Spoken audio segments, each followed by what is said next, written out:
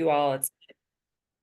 It's been a real exciting opportunity to work with such an engaged business community and people who care so much about the natural ecosystem there is foundational for the quality of life, attracting new businesses and people who want to live and work there. And so being able to share some strategies and opportunities with innovators who may want to spend some time down in Mobile and relocate and bring their technologies and innovations to the region is a really exciting opportunity. And today, we'll be talking about nature-based business opportunities, nature-based innovations to help to protect and restore the estuary and attract other businesses who are aligned with building a more resilient economy and businesses there in the Mobile region. I'm Amy Christensen of Christensen Global. We're a climate change strategy firm. We work globally on sustainability and climate and resilience. We work with industries and communities, and we work with a global network of leaders across business, government, and NGOs to advance the solutions, some of which we're speaking about today. It's been a pleasure to work with the Business Resource Committee of the Mobile Bay National Estuary Program to help to bring some of these solutions to the region and help to uplift the incredible innovation and leadership that's already happening in the region and hopefully create some partnerships out of that. So please do engage during the presentation by submitting your questions and comments in the chat, and we'll feature those and look forward to a real conversation. We have 3 speakers with us here today who are leading really important companies who are innovating the solutions we need for our global sustainability challenges. Will O'Brien is co-founder and COO of Ulysses, a seagrass restoration robotic technology company we'll be hearing from first. We have Tom Green, the CEO of Vesta, doing carbon capture and mineralization in coastal regions. And then we have and then we have Bob Hambrecht, partner of Allotrope Partners, who I've known quite a long time and has been a real leader across sustainability issues and is a partner at Allotrope Partners, innovating waste to value and nature-based solutions, both. So first, Will, co-founder and CEO of Ulysses. Will O'Brien is the founder and COO. Ulysses is a startup building autonomous robots for ocean ecosystem restoration, and their mission is to rewild the ocean to remove gigatons of carbon. Before Ulysses, Will was on the founding team of Irish e-scooter startup Zip Mobility, where he led growth and government affairs until their acquisition in 2023. So Will, thank you so much for joining us. I'll hand it over to you. Thank you very much. I'm just going to share my screen there. Perfect. Super. Thanks, everyone. Really excited to talk to you a little bit today about seagrass, which I know you're already, many of you are probably quite familiar, but some of you not. So I want to start by kind of giving a bit of an overview about ocean ecosystem restoration more generally, and then move into kind of talking about some of the problems associated with, some of the barriers to it, and then fundamentally, you know, this question, how we can scale it up, and why we should scale it up. So many of us are aware, generation after generation, we're seeing less biodiversity in our oceans, more losses, and these are having serious impacts. About 50% of ocean ecosystems have been degraded in the last century. So a combination of human activity, a changing climate is really putting our ocean under pressure. And, you know, the simple retort to that is that we just can't afford to lose these ecosystems. About 80% of all life on Earth lives in our oceans, right? Incredible statistics. They're just a haven for life. On the economic value side, they offer about $2.5 trillion worth of ecosystem services to us every year, be it through the carbon that they remove, that the world's largest natural carbon, our ocean is our largest natural carbon sink, or through the food it provides, or the incomes it provides. 1 billion people rely on it for income, and 3 billion people rely on it as their primary source of food. So they're a really critical resource that we just really can't afford to lose. And this is at a global scale. And in coastal communities like you have in the Mobile Bay, are super reliant on them too. So the simple kind of answer to this, though, is, we're losing these ecosystems, but we're not restoring enough of them. So particularly, this is just one ecosystem, for example, but this is repeated across corals, across kelp, across all ecosystems, is that, seagrass, we're losing about 7% of our global seagrass ecosystems every year, and we're only restoring less than 0.01%. So 700 times more loss than we have in restoration. And the scale of the challenge for restoration is huge. We need to restore roughly an area the size of South Africa of these ocean ecosystems if we're to be within a chance of kind of maintaining stasis and maintaining balance in our oceans and maintaining all these wonderful ecosystem services they provide to us. So then the question is, what do we do? How do we save them? At Ulysses, we believe we need a paradigm shift in ocean ecosystem restoration. And fundamentally, we need to move a massive increase in scale. So when you talk to people about ocean ecosystem restoration projects, at the moment, everything is measured on the order of hectares or acres. And a lot of these projects are done by hand. Well, we need, so to give you the example of this with seagrass, we need to do about, oh, apologies. We need to do about 110,000 110,000 hectares of seagrass restoration per annum to stem our losses. And there's functionally just not even over 200 people working on seagrass restoration globally or these sorts of sites. So, but if each of these sites started thinking in square kilometers, then then we've got 110,000. Then we've got 110 square kilometers of restoration happening every year, and functionally we're back with a chance of saving these ocean ecosystems. And we are using technology to make these restoration projects better, larger, cheaper, and faster. So, the old paradigm was divers going down and collecting organic material to maybe replant in a new location. Now, with modern innovations, we have robotics that can do that can serve these functions. Previously, a lot of these programs would have used volunteers on land. Again, this is something that robotics can be used to replace these manual seed collection or seed processing processes. Previously, a lot of site selection for restoration projects would have been done manually. Now, using remote and local sensing combined with artificial intelligence, we can identify these sites with a lot more confidence and a lot quicker. And as well, a lot of these previous projects were reliant on grant funding. There's also this new paradigm. We need to find new sources of capital to fund these large-scale restoration projects, and the demand for carbon and biodiversity credits is a part of this new paradigm.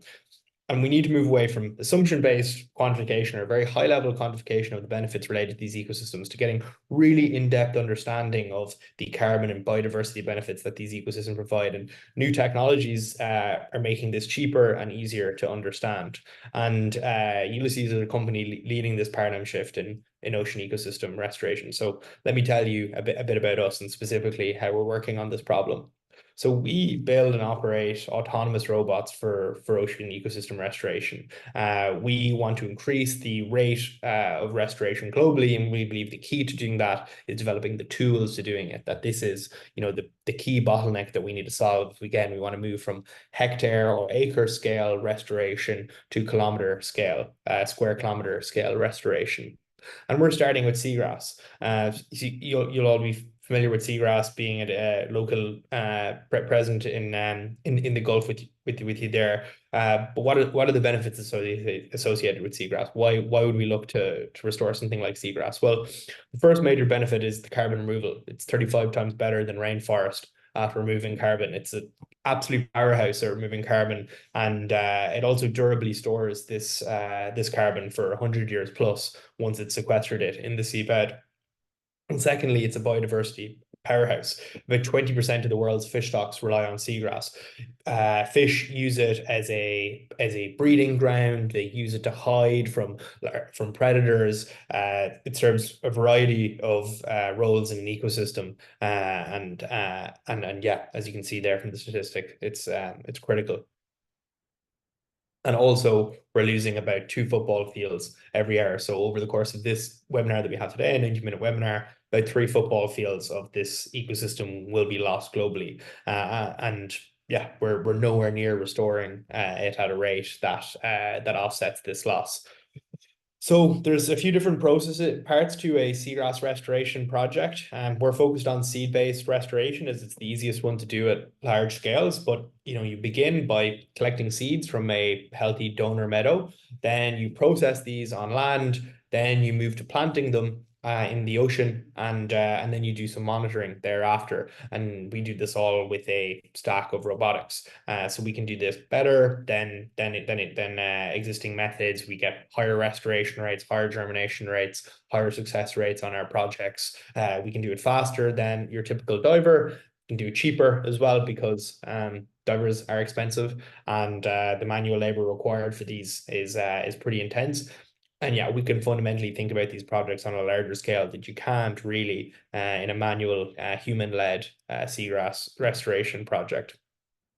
So our team are, a lot of engineers who've worked on everything from championship-winning Formula One cars to the Hyperloop to self-driving cars to drones and marine robotics. And we're backed by some of the world's top climate venture funds and working with some of the best scientists out there on seagrass restoration. Some of the pioneers in the field have been on our Seagrass Research Advisory Board since our inception, advising us on every stage of technological development. And as mentioned at the outset, our mission is to rewild the ocean and remove gigatons of carbon. The ocean is our largest natural carbon sink. About 20% of the carbon in the ocean is stored underneath seagrass meadows. There is over 1 million square kilometers of restorable seagrass habitat in the ocean, and we view that as pretty key to scaling up carbon removal globally. So I want to give you a case study too, so you can kind of begin to understand what does this look like in practice, what could it look like in your own locale. And I want to give an example of a project we've been working on for the last year and a half in Australia. So we have been working there with a university that has been working on seagrass restoration in the words of our advisor, since God was a boy. They've been doing it for 30 to 40 years now. One of the first seagrass restoration sites was developed there, and they have a really good understanding of what the local restoration requirements are. There was industrial activity in the 50s and 60s that reduced the water quality in the area and led to a loss of about 80% of local seagrasses.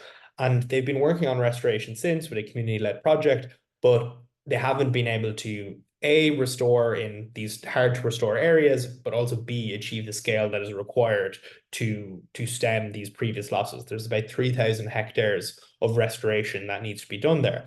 So we have been working with them to develop a suite of robotics that are tailored to this local species and to this local ecosystem, and do kilometer scale restoration. So before they were working with us, they had put about in the kind of last few years, the most recent instantiation of this project, they put in about 5,000 man hours. They had a restoration success rate of about 2.5%. They'd done hundreds of dives and they had only restored about 3 hectares. And again, this is there's a restorable area here of about 3,000 hectares. They were only collecting about 0.01% of the seeds that were being produced by these meadows every year. So well below the upper limits for what they could be collecting from these donor meadows. And they were losing a lot of their seeds due to just failings in their restoration process, inefficiencies. It was fundamentally a very difficult restoration process. So since we've come in and implemented some new novel techniques based on the leading edge of seagrass restoration science, we've had a 30% increase in average leaf growth rate, 40% improvement in root growth rate. We're getting 100% better early plant growth, which is really, really critical for the success of a restoration project, because it's generally those early weeks where things go wrong. When the plant is at its weakest is when when these projects typically get derailed the most. And we're developing the technology that will be capable of doing about 3,000 hectares of restoration.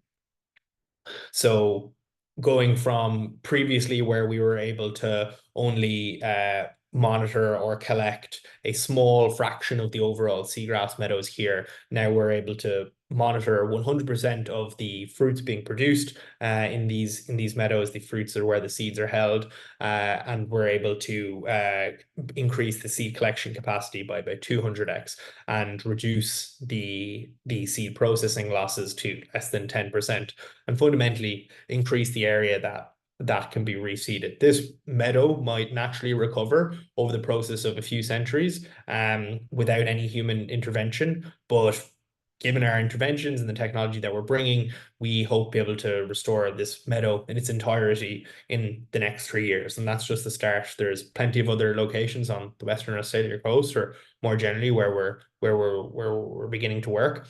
And yeah, hopefully that's given you some insight.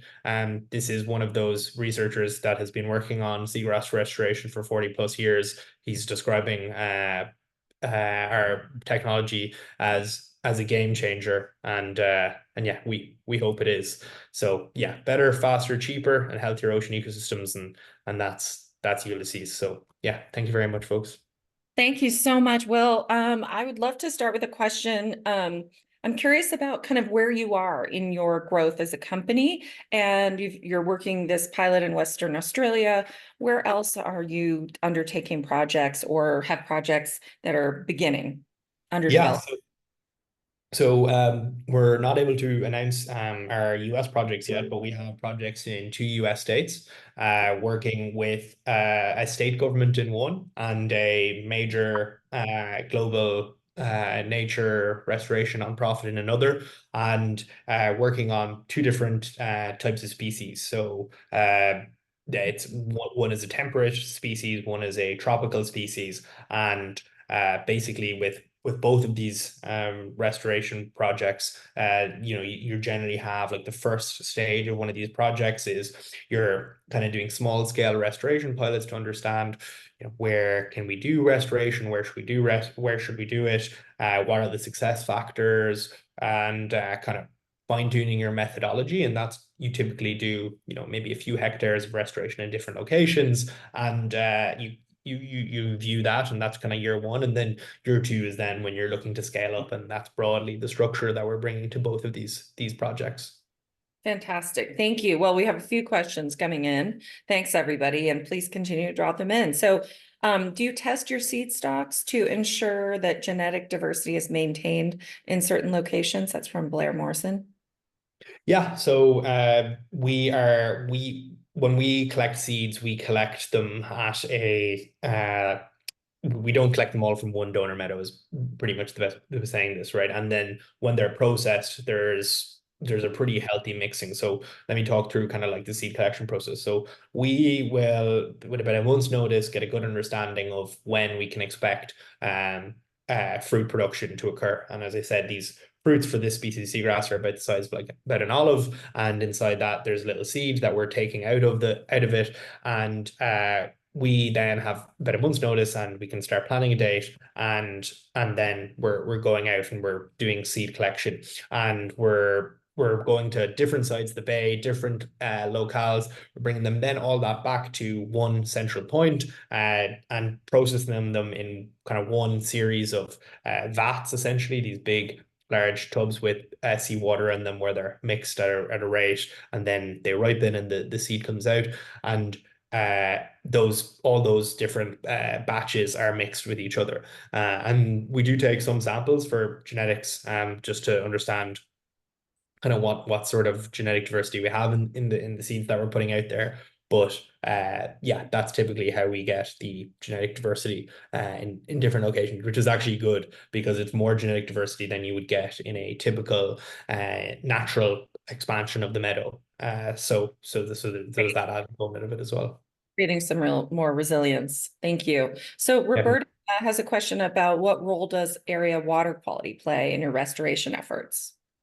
Yeah, so like one of the key drivers of seagrass loss has been decreases in water quality. So in maybe more rural areas, it's runoff from agriculture. In more urban areas, it's just poor water treatment being done, and the pumping of raw sewage or untreated sewage into our oceans. So the first thing you have to do before any restoration project is establish a baseline of water quality and just understand, or fundamentally understand, what caused the loss previously and is it still there.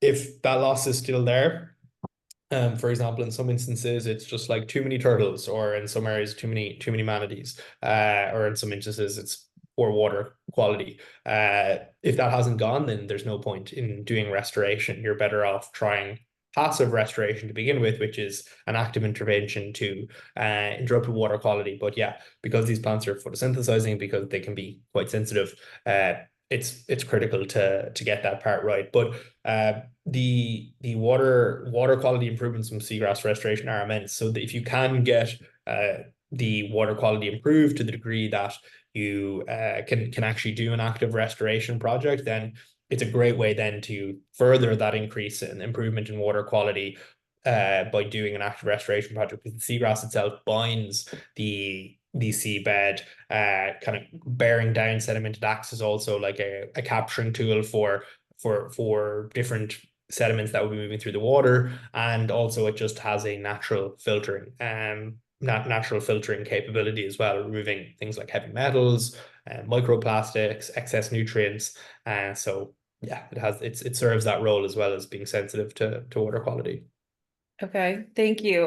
Bob Hambrecht is asking about the carbon credits. Do you guys have a methodology already established specifically for the projects and based upon a particular protocol like CAR or Vera or one of the certifier Yeah. methodology?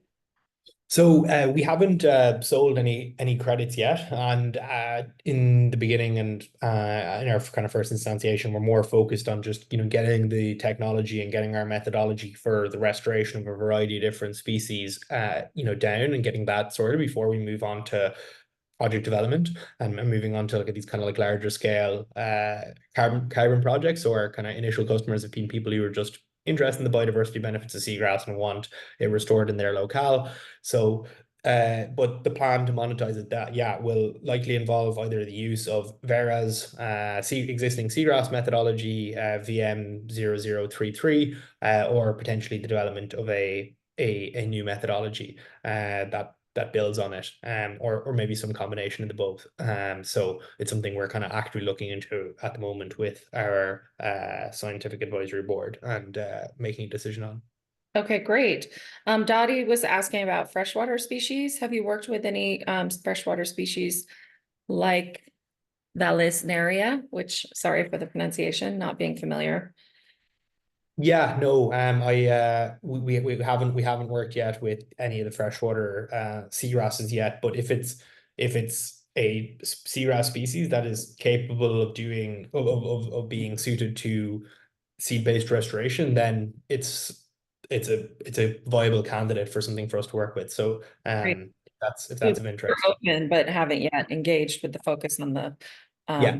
ocean species. Great. Okay. And then Blair had another question around, do you anticipate expanding your technology to freshwater seagrass, I guess, SAV species? The Mobile Tensas Delta has a wealth of native aquatic plants. Yes, yeah, similar to the kind of freshwater seagrasses. Yeah, like I mean, fundamentally, if what needs to be planted is a seed, Yep. then there's no reason it needs to begin with stay Great. stay with grass. So yeah, similarly, these are things we evaluate on a case by case basis. Excellent. Thank you so much. Super helpful. And I think now we will move on to our next speaker, but thank you so much for this, Will, and for everything you're doing at Ulysses. And thanks to everybody for the great questions. And Yeah, Will, look forward to connecting you to some of the folks here who are out planting seagrasses, we expect right now in the flat water. So look forward to making the connection. Thank sounds you. good. Okay, great. All right, so next we have Tom Green is the CEO of Vesta.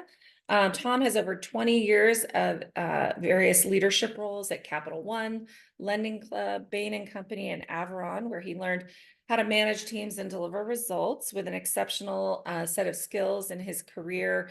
He rediscovered his true passion, which is finding a scalable way to meet the challenges of the climate crisis. He has a BA in biological sciences from Oxford University and an MBA from Harvard Business School. And we're really excited to have Vesta with us. We actually spoke with Vesta's lead scientist, who's from the Mobile region and familiar to the folks at the Mobile Bay National Estuary Program, excited about the opportunities for a nature-based carbon sequestration approach. So with that, Tom, welcome. Thank you so much, Amy, and thank you for that introduction and for this opportunity to speak with you all. And thank you to everyone who's on the call for being here and being interested. So I will go ahead and share my screen here. At Vesta, what we provide is shoreline protection with carbon removing sand. And this is a solution both to adapt to climate change, given the increases in coastal erosion, and also to remove carbon dioxide from the atmosphere. And these two things work together. I'll tell you more about it. So first of all, I'll just highlight the problems, and appreciate the comments in the last presentation about the issues that the oceans are facing overall. So one of the problems here is coastal communities, ecosystems, habitats, and assets are at risk from sea level rise and from the increasing strength of storms causing increased coastal erosion. And then the second is we, in order to keep the Earth's temperature in balance, we need, of course, to reduce emissions, but that's not enough at this point. We need carbon dioxide removal, or CDR, as we call it, on a large scale. And what this chart shows you is the so-called emissions gap. So even if we reduce emissions at about the fastest rate you could possibly envisage, there'll still be an emissions gap. And that's where carbon dioxide removal comes in. We need to fill that gap by removing carbon dioxide from the atmosphere. The size of that emissions gap, just to give you a sense for it, is about twice the size of the country of India, the emissions of the country of India. So we need really large scale solutions for removing CO2 from the atmosphere. What we do in order to solve that, solve both of those problems, is we take a natural mineral called olivine, we grind it into sand, and we deploy that with a dual purpose. So we deploy it for coastal protection and marsh restoration purposes. And then it also has the natural ability to remove carbon dioxide and store it in the ocean. And that enables us to generate carbon credits. And so we call this coastal carbon capture, and it uses carbon removing sand, which is made from the natural mineral olivine. So how this actually works is it's accelerating a natural carbon removal process. So on this picture, the left-hand side shows you that natural process. So when rain falls on certain types of volcanic and igneous rocks, those rocks are alkaline, or they contain alkaline minerals. This causes carbon dioxide to enter the water in the form of bicarbonate, where it's then used by corals and shells to make their skeletons and their bodies, and is eventually converted into limestone on the ocean floor. The accelerated version of this process, which is what we do, is on the right-hand side of this page. What we do is we take olivine out of the ground, grind it into sand to increase the surface area, add that sand to seawater, where it reacts, causing carbon dioxide to be permanently stored in the ocean water as bicarbonate. So the natural version of this process is slow. It takes millions of years, and it's kept the Earth's atmosphere in balance over geological timescales. The accelerated version of this process takes decades and can remove carbon dioxide from the atmosphere on timescales that are relevant to addressing the excess carbon dioxide that's currently in the atmosphere. So if you live near the coast, you already know this. The coastal erosion is increasing, and the shoreline protection industry adds sand to coastline to provide protection. So this picture on the left-hand side shows you a coastal deployment of sand, which is protecting those homes from sea level rise and from coastal erosion. The problem is that there is a shortage of sand. So normally the sand is dredged from the nearshore environment. There are shortages of sand documented in every state, every coastal state. And what the US Army Corps of Engineers, which does about half of the coastal protection projects in the US, is recommending is to increase utilization of additional sediment types. And what we do is we provide the additional sediment type, and that sediment, as I already mentioned, has this particular quality that it not only provides physical protection, but it actually removes carbon dioxide from the atmosphere. People are willing to pay for that, mostly corporate customers. And so what that enables us to do is actually subsidize the cost of sand to coastal communities and to projects by also making revenue from the carbon removal. And so what that gives us is a cheaper form of coastal protection that's also climate friendly. We've deployed 3 projects so far. So 2 of them are in coastal protection, basically beach protection, and the third one is in marsh restoration. So we deployed a project in Southampton, New York, in the Hamptons, in July of 2022. We are currently deploying. We actually just finished the deployment of just under 7,000 cubic yards of sand for our second coastal pilot off the coast of Duck, North Carolina, in collaboration with the US Army Corps of Engineers. And then in the marsh setting, we deployed a project on Cape Cod in Herring River, Massachusetts, in 2022. That was in collaboration with the National Park Service, Woods Hole, and the US Geological Survey. So I'll talk a little bit more about marsh restoration. So the pilot that we did in Cape Cod was a small experimental pilot where we deployed various amounts of olivine sand in small areas and compared the results with deploying normal quartz sand. And what we were able to show was that the olivine sand actually increased the alkalinity of the water there, which demonstrates that carbon removal is happening. So we sometimes call this, one part of the context here was the National Park Service had a blue carbon project where they were restoring this marsh to encourage more growth of grasses in the marsh and store carbon that way.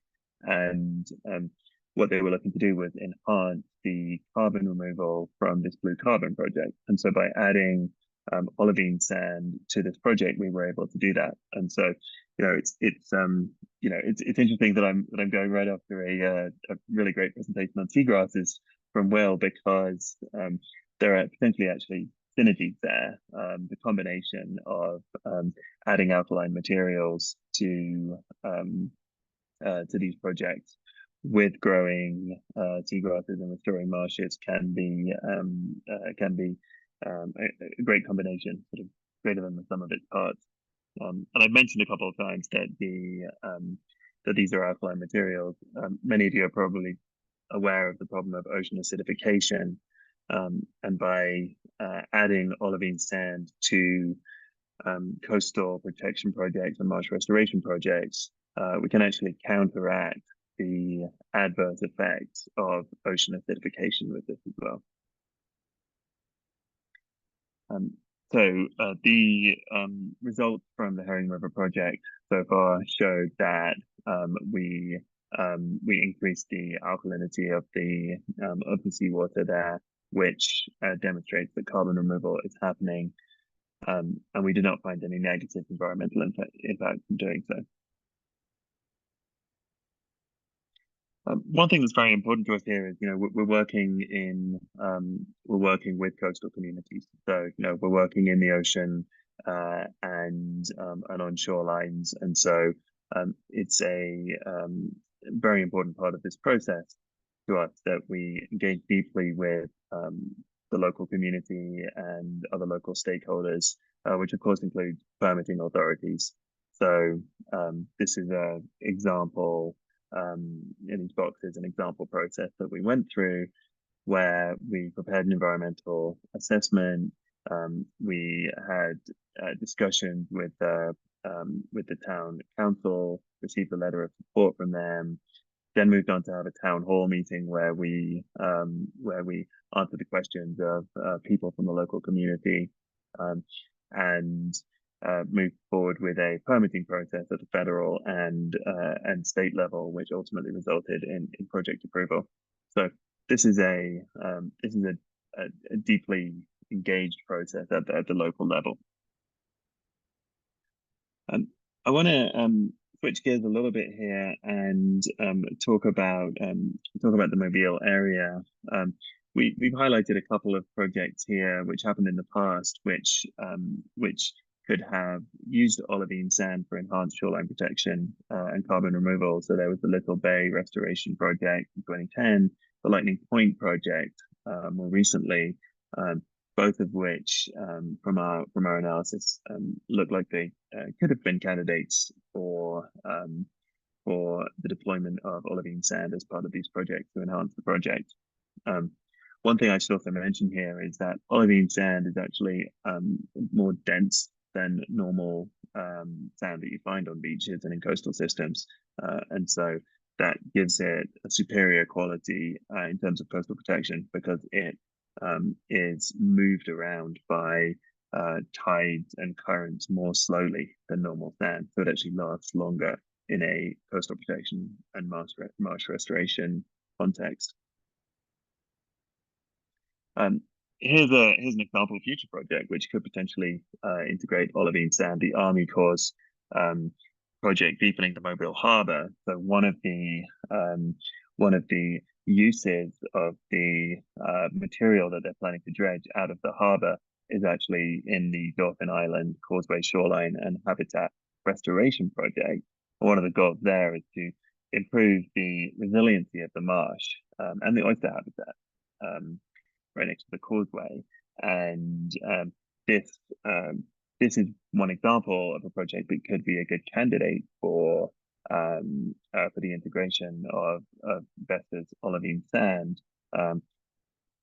And one of the things that sort of piqued my interest here was oysters, because as a lot of people know, oysters are quite sensitive to the acidity of the ocean. It's more difficult for them to make their shells if the ocean's too acidic. And because olivine sand helps to mitigate that, then that could be an interesting benefit for aquaculture and for the natural environment in integrating olivine sand. So I'll just close with this little bit of a summary. So olivine is a science-based approach to solve the dual problems of coastal erosion and removing carbon dioxide, or the excess of carbon dioxide in the atmosphere, which needs to be removed. There could be substantial benefits for coastal communities because we can reduce the cost of sand for coastal protection purposes. So the cost of sand for coastal protection has been increasing dramatically. And the reason for that is because so many of the areas from which sand is normally dredged have become depleted of sand. And so it has to come from further and further away, which increases the cost of bringing it in. So coastal communities and states are facing this problem of the increasing cost of sand. And because olivine sand generates value in other ways by producing carbon removal services, we can use the revenue from that to subsidize the cost of sand and help to make it cheaper for coastal communities and save taxpayer dollars or make them go further. And then the final thing to say is that all of the data we have so far shows that this is an environmentally safe practice. We've actually tested this now 3 different times, and we have results from the first 2 of those deployments. And so far we have not seen adverse environmental effects. Olivine is relatively similar to materials that you find on the beach anyway, and in fact is found naturally on some beaches around the world. Nonetheless, it does have a slightly different mineralogy, than normal beach sand. And so it's important that we continue to monitor the ecological safety of this approach as we deploy it moving forward. I will close there and be delighted to take any questions. Thank you so much, Tom. Really exciting. And we had a lot of questions come into the chat. I'm going to jump in with my first one, which is, I was curious, I was meeting with oysterman there when we were in Mobile recently, and was talking about the increased development and greater freshwater runoff was impacting the salinity, and so they are having to move further out in the bay. And I was wondering if there's any impact on salinity levels in that localized region where the projects are happening, at least detectable. There's no significant impact on salinity. The main impact in terms of seawater chemistry is to increase the pH of the seawater. So seawater across the ocean, acidity has increased by about 30% over the last 100 years. That's a major problem, but particularly for calcifying organisms like oysters. Absolutely. Really exciting to hear about that alkaline effect. Henry had a question around the carbon benefits. How much of the carbon benefits of the carbon capture are potentially offset by the transportation of the sand itself? And then that's a great related question is where the olivine is coming from. And we had several questions around the sourcing of the olivine. Can it be locally sourced or is it centrally sourced? So yeah. So olivine is interestingly one of the most abundant minerals on the planet.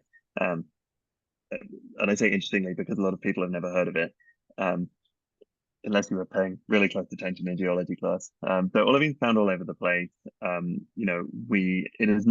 It doesn't have a lot of uses today, so it's only being actively mined in a few places today. The closest active mine to the Gulf region and to the eastern seaboard is in Norway. So we've been sourcing the olivine from Norway. The good news is that shipping is very efficient. So what we've conducted what they call an LCA, or a life cycle assessment, which looks at all of the emissions associated with mining, grinding, transporting, and deploying the olivine. Even for transporting it across the Atlantic, and even for a small project which is less efficient, this is about 80%. This is about 80% efficient. So for every ton of emissions in the process, we remove about 5 tons of carbon dioxide from the atmosphere.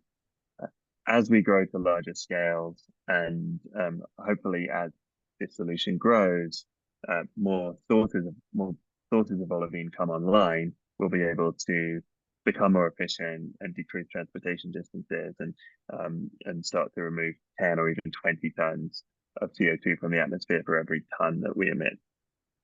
excellent. Thank you. Let's see. Then Roberta asked, is there the ratio of olivine sand versus natural sand in the restoration projects? Yeah, so it depends a little bit on the project. The 2 coastal projects that we've done so far, the range has been about 2 to 5% olivine, and the rest natural sediment. So we anticipate that as we evolve, we'll probably increase those ratios gradually. But we would always expect, we would generally expect there to be a mix, and for it to be a component of the project rather than to be the whole project. We were out with John Morris, who he's a dirt mover. He's out there moving dirt around, taking the sediment and doing beneficial use projects, including restoration of wetlands, as well as putting up barrier islands, for instance. And it was really powerful to see how quickly the wetlands, when they were putting the sediment on top to help to raise them up to continue to shore up that shoreline. So just wondering, it seemed like you had some ideas there about the opportunities to do those kinds of restoration projects and have that beneficial use and subsidized by the carbon benefits, which I think is really really exciting. Let's see, the question from Henry is it as efficient at removing CO2 from water as from air? So good question. So the mechanism here is the olivine sand removes the carbon dioxide from the water, and then because of that, carbon dioxide leaves the air and enters the water. And so the net effect is removal of carbon dioxide actually from both settings, um, and an increase in alkalinity and pH of the water. Right. One other project we were looking at was the opportunity to do 3D printing of reefs or shorelines with some of this sediment. But I'm wondering about, does the sand itself, if it's locked up in a more physical structure, will that eliminate its ability to do the carbon sequestration as part of a project like that? Does it need to be more loose in the ocean ecosystem, or could it be also mixed in that type of a context? The primary thing, the most important thing, is that it needs to be in contact with the water. So we don't deploy olivine sand high up on dunes or in the dry beach. We do it either in the intertidal zone or in marsh areas where the water goes up and down with the tide, or in the nearshore environment, making berms, which provide physical coastal protection through wave attenuation and additional sediment volume. It is possible that olivine could be integrated sort of in contained ways. So that is potentially a pathway. I'll also say in relation to that one of the things that's so exciting about this approach is the scalability. So that speaks more to doing it in sort of a less contained way. Yes. But the project that we just did was about 8,000 tons of sand, which will remove roughly 5,000 tons of carbon dioxide from the atmosphere, which is pretty significant. That's one of the larger permanent carbon removal projects which exist today. And globally, we're going to need about 600 million tons of sand for coastal protection a year by the mid-2030s. So if we can integrate into a significant number of those projects over time, then that makes this one of the most scalable solutions out there. Roberta, I'd actually love to ask you to unmic and actually ask your question, unmute, sorry, and ask your question because it's a great one. Yeah, and I was going to continue to keep typing, Amy.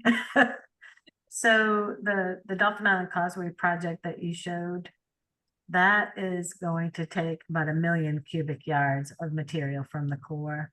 We have the Deer River project that Amy referred to.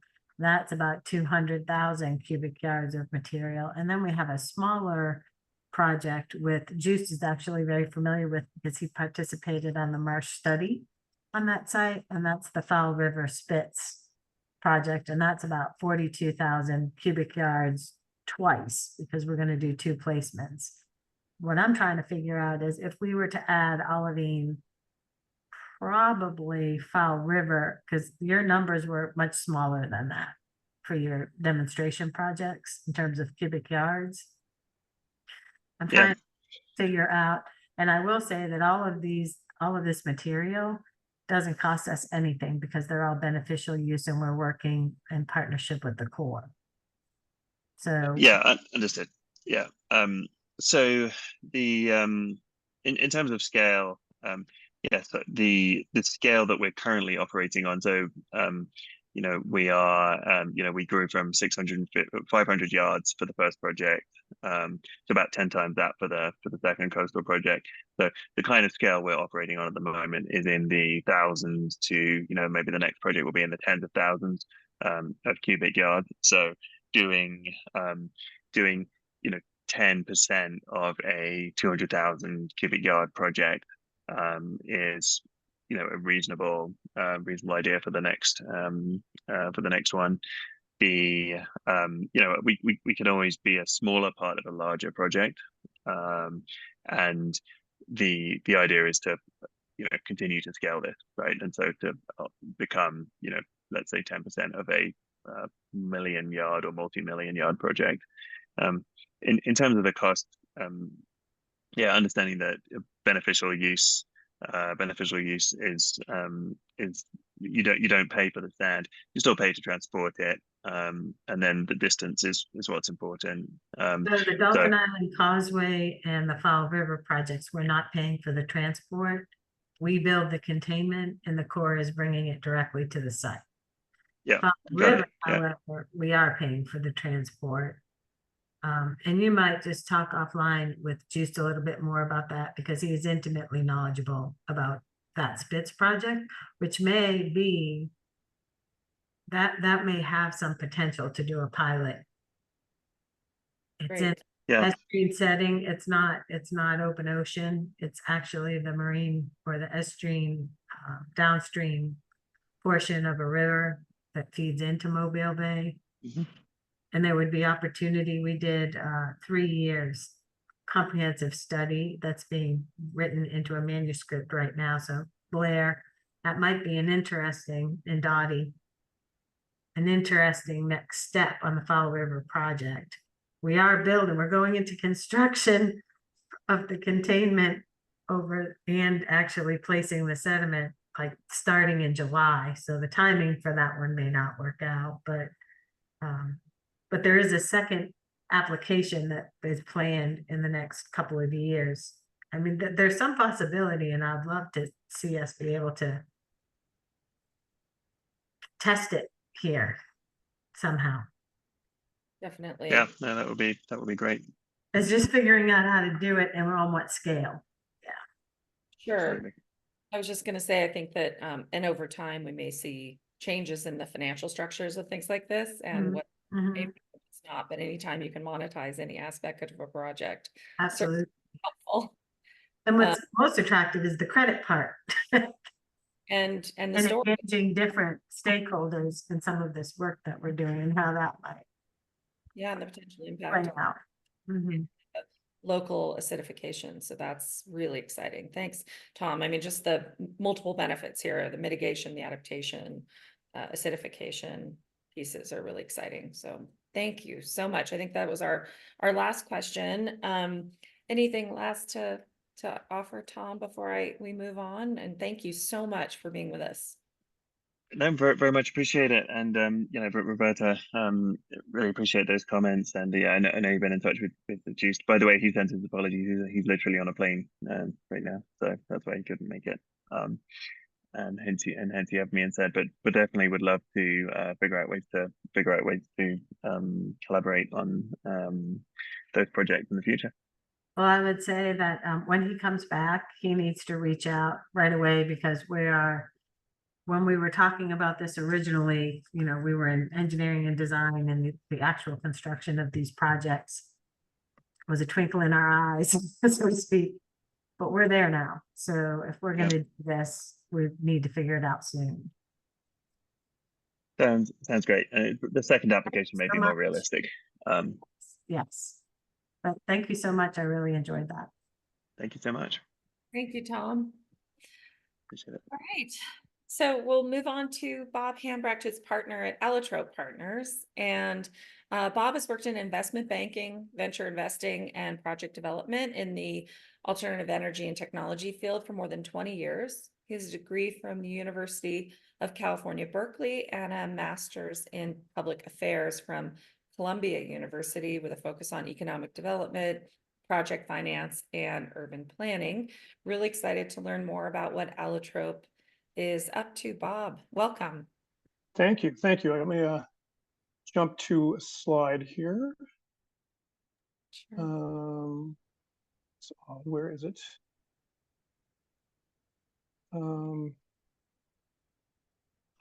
Go figure. I guess if I do it this way, I'm going to share my screen. Great. It's just being a little slow here. And should be able to get rid of that. You can if I do, can I do a, can you sort of see my screen well enough that way? Okay, it's not perfect, but it'll work. Well, I think it's perfect that I'm going last, because I think I should talk a little bit about what Allotrope Partners does first before I dive into the specific project. Allotrope Partners, we refer to ourselves as a merchant bank, in that we make investments in project development platforms from our own balance sheet rather than running a fund like a venture fund might.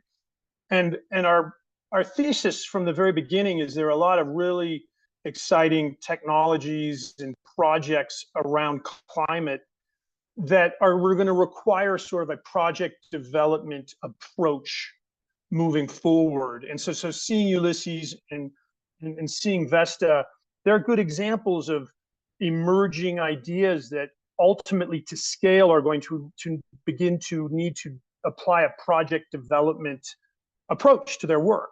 And I've already bugged Ulysses, and I'll bug Olivine, I mean the Vesta a little bit as well, about how we might be able to interact and work with them around either generating carbon credits or generally figuring out how a project platform could emerge around the work they're doing. We have a strong consulting arm alongside our kind of principal work. Quite a bit of it in Southeast Asia, actually. We're doing quite a bit of work in the Philippines, where we're building a solar project development platform. And in Vietnam, where we're a little earlier stage, we're doing quite a bit of consulting, but they're quite, I would think, seagrass and beach restoration work tied to carbon projects could be really something to talk about. So my work at Allotrope has been very focused on biomass, particularly in the West, particularly in Northern California, where we decided about 6 or 7 years ago that a combination of forest fires, forest management generally, and climate adaptation requires some new solutions around how you manage low value biomass in Western forests in particular. So I guess as we think about Mobile, this would be a question about what's going on upstream in the watersheds that feed the Mobile Bay. Are there biomass management issues? I'll ask that question to everybody on the call at the end. But we've been involved in trying to utilize low-value biomass in Northern California for 6 to 8 years now. We ran a small diameter post and pole mill for making fence posts. We ran a firewood operation, always searching for an opportunity that could utilize this material at scale. We decided pretty early that straight biomass electricity was not terribly competitive, because you're talking about competing with solar and wind, which are getting cheaper and cheaper, particularly with batteries these days. But ultimately, we came across a technology partner that's been working on cellulosic ethanol technologies for 15 years, a company called Axens. And Axens is a large petrochemical company based in France. They're a little bit like a national research lab focused on those technologies in the French area. So in essence, you have a French government backstop on the work they're doing. They've been working on cellulosic ethanol technology for 15 years. And when we first really engaged with them 2 or 3 years ago, they told us they could offer a technology performance guarantee. And in the world of project finance with new technologies, that's a huge game changer. A lot of venture startups don't have balance sheets and don't have the ability to offer guarantees on their technologies. And as you start to scale up into large implementations of these kind of technologies, you really need that kind of backstop on the technology to move forward. So in classic Allotrope form, our first stage of really investigating the viability of this technology was done through a grant from the Grantham Foundation to do what we call FEL1, or sort of a feasibility study. And we looked around Northern California and said, and we looked at the technology and said, hey, can this be done? And we worked with a large engineering firm on that project.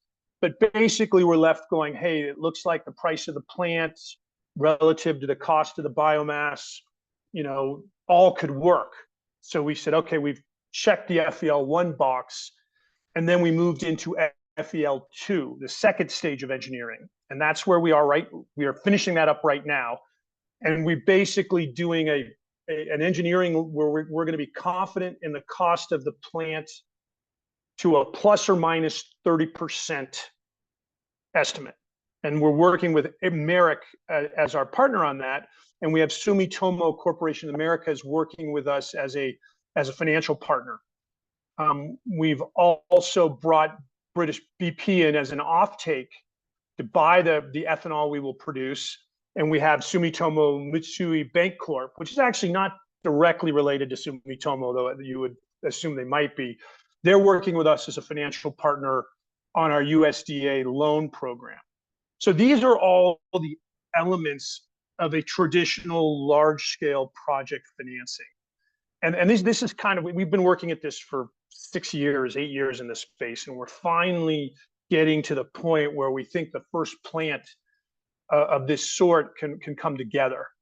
And again, it's a classic project development process, a little, in some ways, later stage than what the two companies we just presented are doing.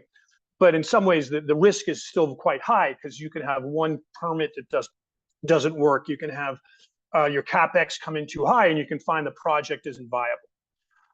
Our goal right now is to build a roughly 22 million gallon annual production ethanol plant that will also produce renewable natural gas from the waste stream, using about 330,000 metric tons, I should say, of biomass a year. And I'm going to run through another slide just very quickly. The long-term play for this material will be in sustainable. I'm sorry. Oh, I was just going to ask if you could enlarge the screen that you're sharing. Yeah, I'm not sure I can. I apologize. Well, you could just pull it. Okay, how about full screen mode? Yeah. It's.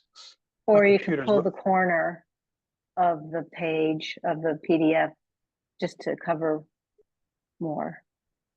Yeah, I'm okay. Does that help there at all? You go. Perfect. Full screen That's mode. perfect. Okay.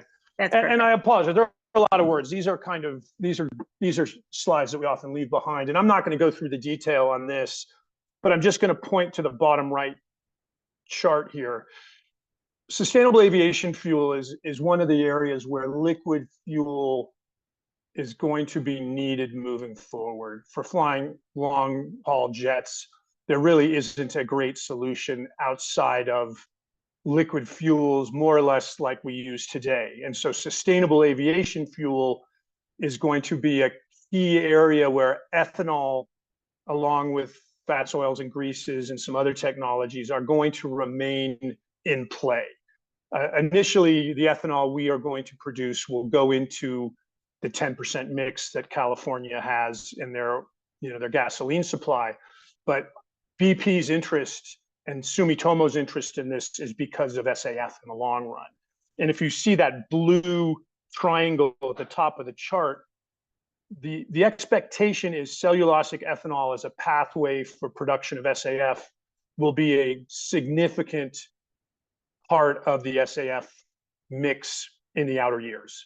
People are still waiting for sufficient low carbon ethanol to be produced to allow that pathway to scale. Corn is going to need help, and corn is working very hard to lower their CI through carbon sequestration, through better farming practices. But ultimately, we need ethanol produced from non-food sugars and at a lower carbon intensity. So waste streams that are non-food are super important pieces of the puzzle. The ethanol we're producing will be around a carbon intensity of 15. And I don't know if you're familiar with carbon intensity, but gasoline without any augment is 100. And so if you want to cut the CI in half, you go to 50. Corn ethanol is in the 50 to 60 range right now and needs to get into the 30s to 40s, or really the 20s to 30s to make SAF. And long term, we believe we can get the CI of our ethanol down below close to negative 100 if we add carbon sequestration and a few other bells and whistles to the process. But the long-term play for ethanol will be in the sustainable aviation fuel space. This slide kind of gives you a quick view of the technology. And basically, the Future All unit, that's the name of the Axens technology, number one, brings in the biomass. And essentially, the first stage looks a bit like a pulp mill in that it breaks down the wood into almost a cocoa powder-like consistency. And the goal is to release the sugars from the lignins, because there's a lot of sugar, cellulose and hemicellulose in wood, but the problem is it's surrounded by the lignins. So the first stage of the process breaks down into kind of a cocoa powder, and it begins the hydrolysis and releases the hemicellulose. A second stage in there, and really Axens' secret sauce, is that they have an enzyme and a yeast that can work together to release the cellulose while also fermenting the hemicellulose and then the cellulose. So you have a simultaneous hydrolysis and fermentation. So at the end of that stage, you have your alcohol, and then you have the lignins left over, and you remove the lignins. The lignins at this point are going to a boiler, which will produce the electricity and the steam to support the operations of the plant. The ethanol is cleaned up, denatured, and sold as ethanol into the market. The wastewater goes to a wastewater treatment plant where you have an anaerobic digester to capture the methane and the RNG, and actually we will recycle most of the water that we utilize in this process. We lose some to steam production that goes up the tank. We're investigating how to capture that, but our goal is ultimately to produce ethanol and RNG, and there is a very clean stream of CO2 out of the ethanol production too that we are figuring out how to sequester. So that's a very high level use of the technology. Really interesting is we're discovering that there may be an interesting market for the lignins as a bioplastic. And if that becomes an opportunity, we will have to figure out a green way of producing our electricity and steam. And there's some very interesting technologies, but the lignins could actually be quite valuable in their own right. And if that emerges as a market, it'll change the dynamics of what we're doing but actually improve the economics dramatically. So my goal was to give a very quick demonstration of the technology, and then ultimately lay out what kind of locations are we looking for a Future All plant. And our goal with Sumitomo and our partners is not to build one; it's to build multiple plants.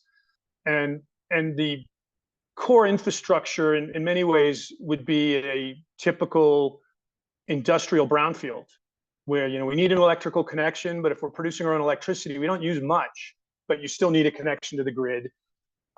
Some kind of natural gas pipeline, because we will be, is ideal because we'll be making this RNG, and it's a lot easier to inject it into a pipeline than have to move it otherwise.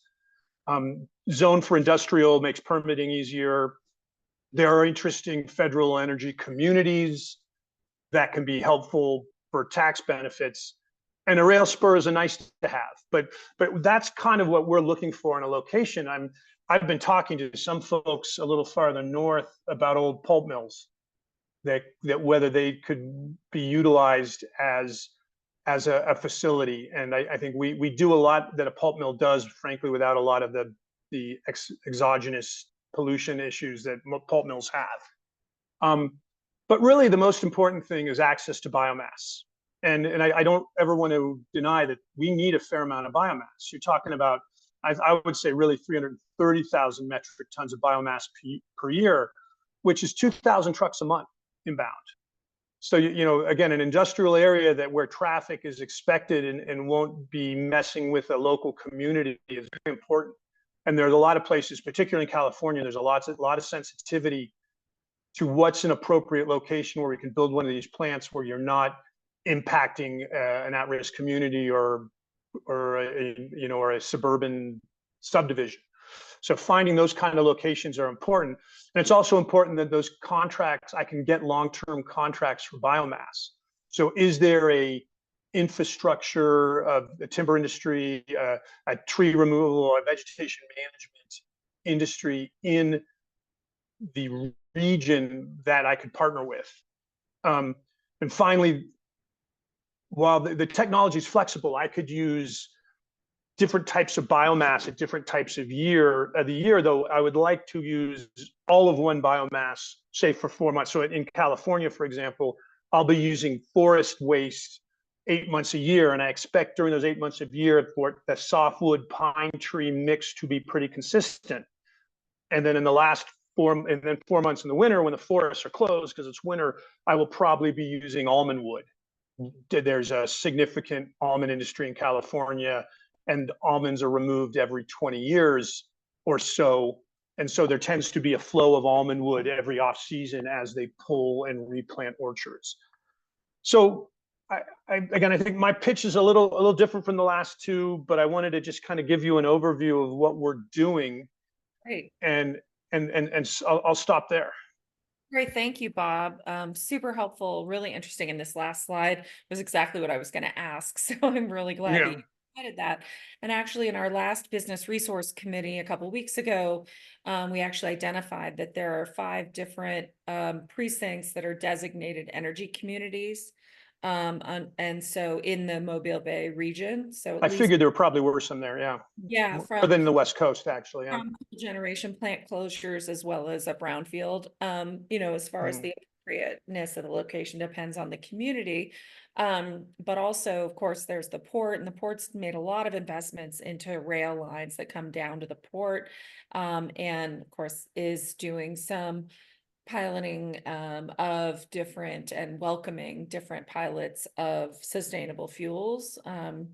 And so, yeah, could be some real opportunities there with some alignment of your needs with a little bit more homework. So exciting to see that. And of course, the timber industry, there was a very healthy timber industry for a long time in the region.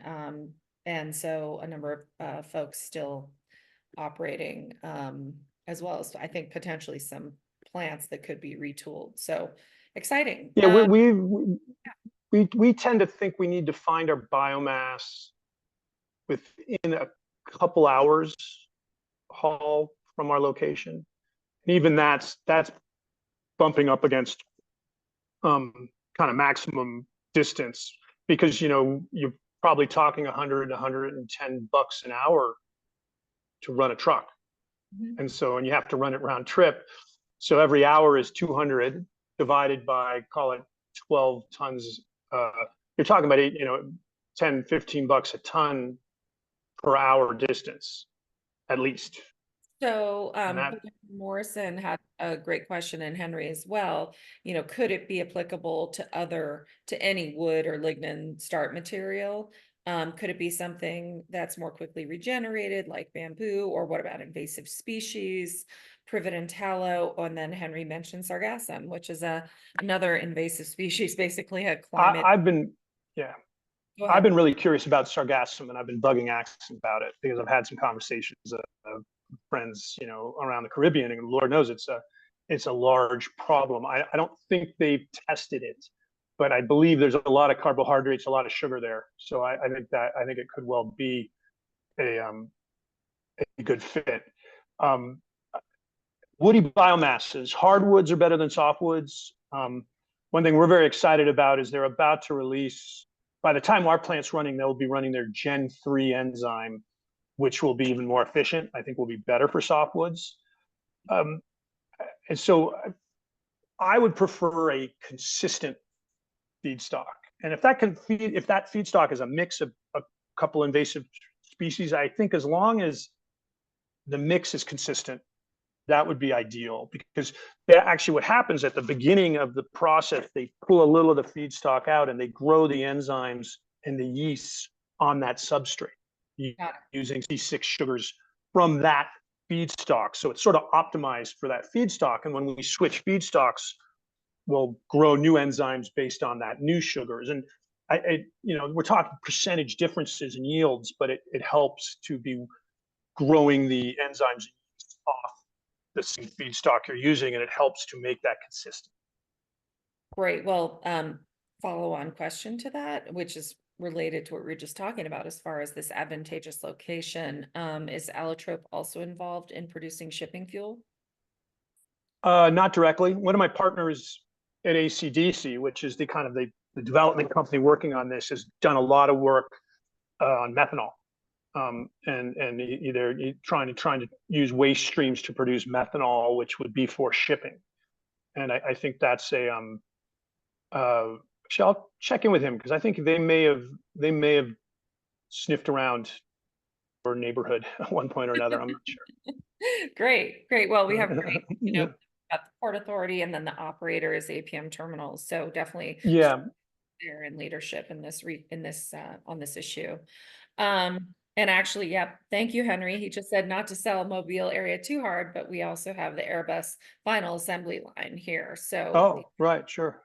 yep. So there's a number of different companies and interests and key infrastructure that I think could align with locational priorities that you have. It'd be great to do a little bit more homework on that, see where the Yeah, opportunity. and I'm reminded. I have a friend, oddly, who lives in San Francisco, whose family runs some forest mills in Alabama. I meant to bug him before this call to see how close to Mobile he is, but I could put two and two together on that too.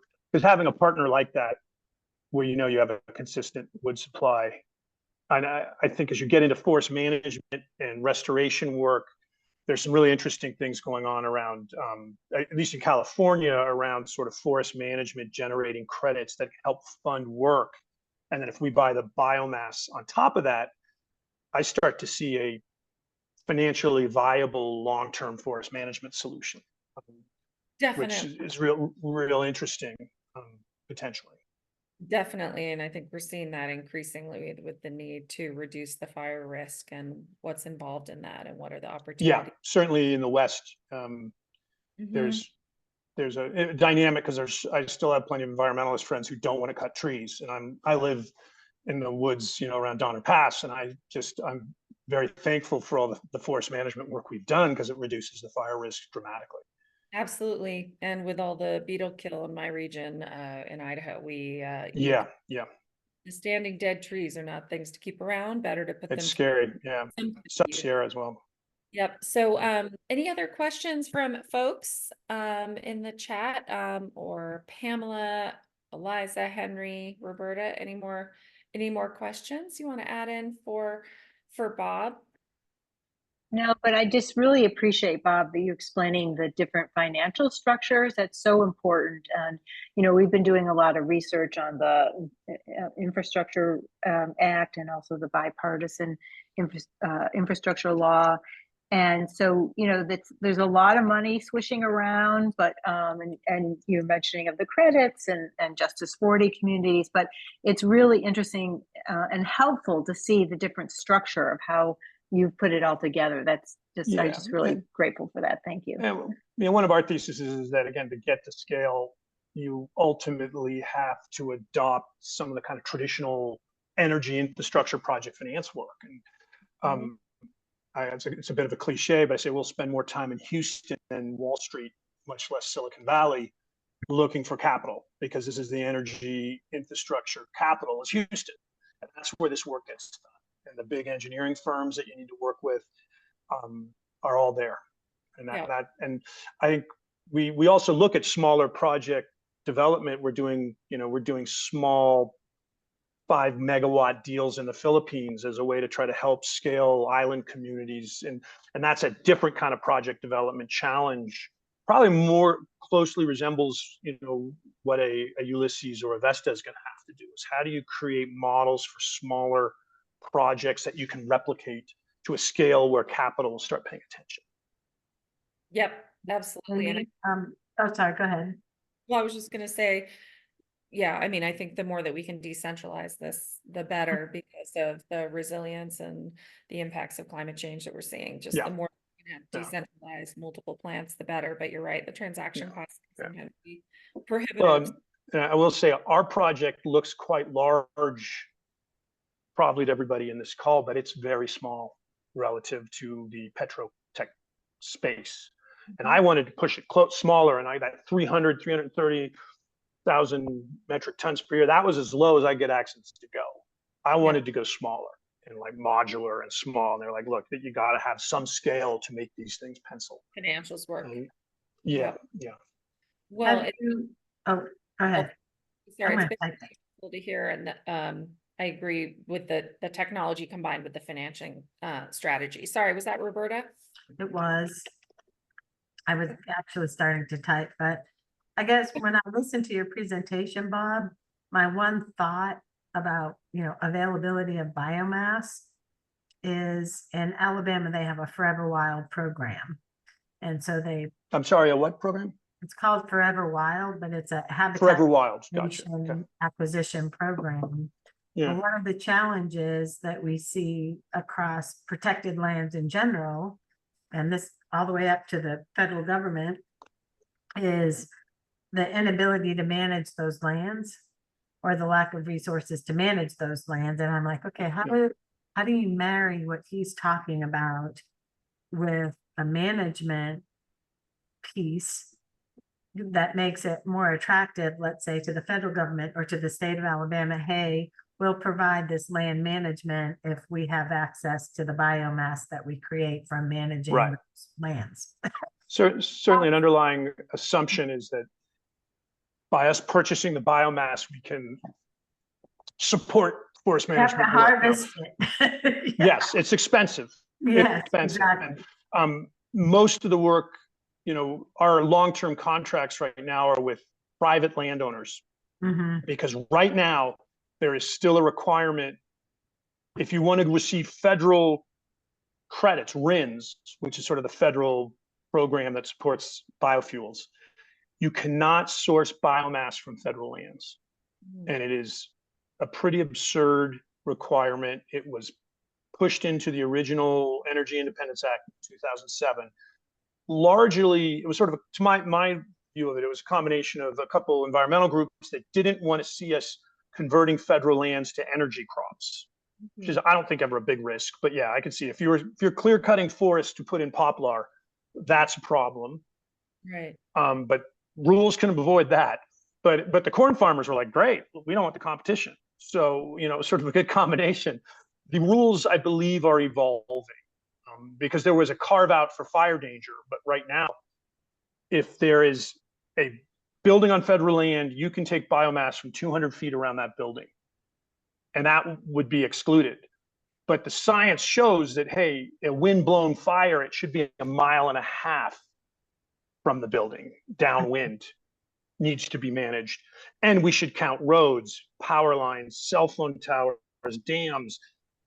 The definition of infrastructure should be expanded. And they're about, I was expecting it the next week or so, a Forest Service study that's going to present their findings on, hey, this is how we should define,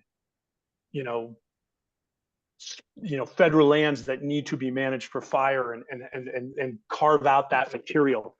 How that plays in the Forever Wild program, I'm not sure. If that's federal lands, we'll have to work around. We'd have to address those requirements. If it's state land or private land, as long as it's sort of tied to forest management and sort of sustainable forestry practices, I can usually use the material. I have some. It's complicated. It always is. Right. Pamela, you were asking about life cycle assessment, and I was addressing the carbon intensity of the fuel, which is essentially an LCA. And again, if gasoline is 100 and corn ethanol 65, we're in the 15 to 20 range right now. And if we sequester our carbon, particularly the easy CO2 that comes out of the distillation tower in the ethanol production, we could be -20. And I think we could bring it lower if we capture the CO2 from the combustion of the lignins and sequester that. Then we're getting down to -100.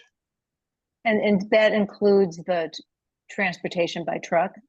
Yes, and actually trucking is not a huge piece of it. What's expensive is the diesel-powered chippers. Okay. And I'm hoping to get a chipper on site that can use our renewable electricity, but that's about 4 points of our carbon intensity, is using diesel-powered chippers to chip the wood. And we're going to do a deeper dive into that now that our our engineering is more honed, our energy use is more clear, and our sourcing of our wood is more clear, we're going to do a deeper LCA. But that was the initial work done by a third-party consultant. Okay, great. Thank you. Thanks, Bob. Super helpful, really interesting finish up for this discussion, from the innovation to the project structuring and the capital requirements, how you bring new technologies to scale into those production facilities. So thank you very much. Great to see you, and thanks for participating in this. Any final words? No, that's great. I really appreciate the time. It's always fun. Great. Thank you very much. And thank you so much to everybody for joining us today. Really thank you to our speakers. Thank you to Vesta and to Allotrope and to Ulysses. Speakers from San Francisco to Ireland to Donner Pass. Really grateful to everybody for participating today. This was our final episode in the series, our final webinar in the series, but we look forward to being a resource going forward. Just let us know how to help.